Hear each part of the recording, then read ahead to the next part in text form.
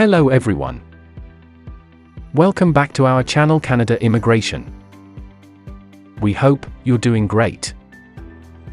Well, today, in this episode, we'll discuss Ontario and Saskatchewan add 400,000 new jobs, as vacancies remain high. So, to get all the information, pay attention and watch the video through to the end. Please hit the like, subscribe, and don't forget to push the notification bell for upcoming episodes. So, without any further delay, let's jump into the video.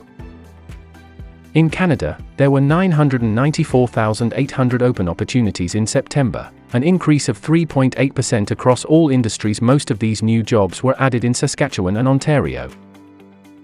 The job vacancy rate, which measures the total number of open positions as a percentage of labor demand, grew to 5.7%, suggesting that there is still a need to fill positions due to a lack of qualified candidates. Even after taking into consideration these seasonal characteristics, there are still a lot of jobs available in Canada in September.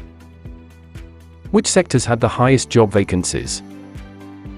Statistics Canada counts a position as unfilled if 1. A specific position currently exists, and work for this position could start within 30 days.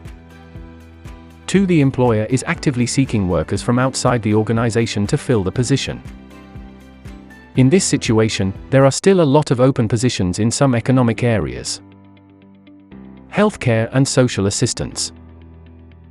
In September, there were 159,500 open posts in the social assistance and healthcare sectors, up from a record high figure in August due to the ongoing high demand for professionals in this field, such as doctors, nurses, physicians, surgeons, etc. In the wake of the COVID-19 pandemic, the industry saw an increase in job openings of 25% year-over-year. In an effort to alleviate a labor shortfall, Canada has made steps to persuade more experts in this area to immigrate to the nation, even removing obstacles to permanent residence for specialists in this sector. Accommodation and food services. The number of open positions in the sector of lodging and food services, which is always looking for workers, increased by 12% to 152,400 in September. While a large portion of this enormous increase can be attributed to seasonal influences, the industry has seen growth in hiring and employment, with hopeful prospects for the future as vacancies and employment in the sector have stayed high throughout the year. Retail trade, with 117,300 open positions in September, there was a modest increase in job openings in the retail sector. The job vacancy rate was 5.5%, which is in line with the national average for all industries and a reliable sign that there will always be a need for people in this field. Professional scientific and technical services. Professional scientific and technical services is another industry with a steady demand for labor. This broad sector includes legal services, accountancy, architecture and engineering, computer systems design, management consulting, advertising, public relations, and more.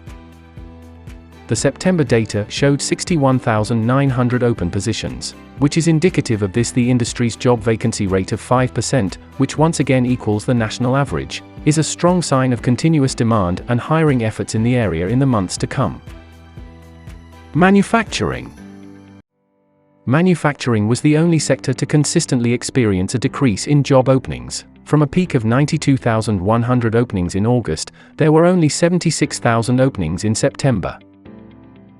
Although this could be interpreted as an indication of increasing hiring in the industry, the reduction in job openings follows the fourth decline in real gross domestic product during the previous 5 months. The value of all goods and services within an industry is reflected by the real gross domestic product, an inflation-adjusted metric. In light of this, a contraction in the industry as a whole is probably closely related to a decline in job openings in this area. A note on payroll increases. The number of employees who get compensation or benefits from their employer is known as payroll employment. Payroll employment is typically regarded as a lone indicator of the health of a company, industry, or even economy. While increases in these numbers may be caused by a variety of variables, such as filling previously vacated positions, they can also be attributed to a number of other factors. In September, payroll employment climbed across the board by 0.5%, with Quebec, British Columbia, and Alberta posting the highest rises. Healthcare and social assistance, plus 20,700 people showed the highest increase in employment. Retail trade, up 8,200 employees, accommodation and food services, up 8,400 employees.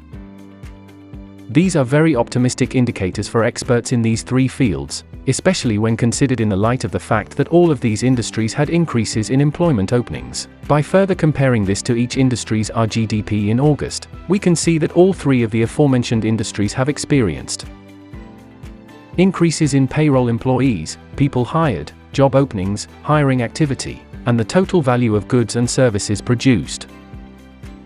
As Canada leaves pandemic protocols and returns to pre-pandemic levels of economic output, there remain encouraging signals.